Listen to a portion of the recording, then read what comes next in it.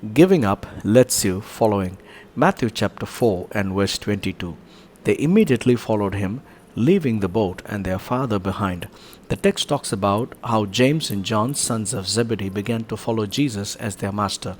They were actually repairing their nets after venturing into the sea for a catch. They were doing the work together along with their father. It was then Jesus called them to follow him, and they immediately left everything and followed Jesus. What made them follow without any questioning?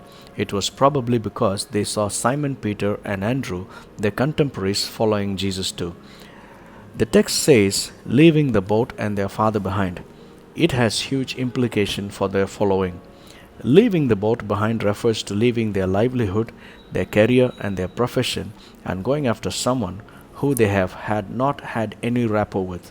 It was totally a blind following, like a child walking after their father, knowing for sure he'll only take their children to safety and providence. Leaving their father, it implies that for the sake of God, they were ready to give up their support system and moral strength to be dependent on God for everything. Now, the question is, if God calls us, will we be ready to have such a following? It might be yes for some and no for a few.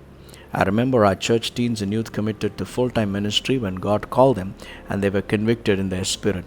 These youngsters haven't yet seen life to the fullest, but their trust on God is phenomenal.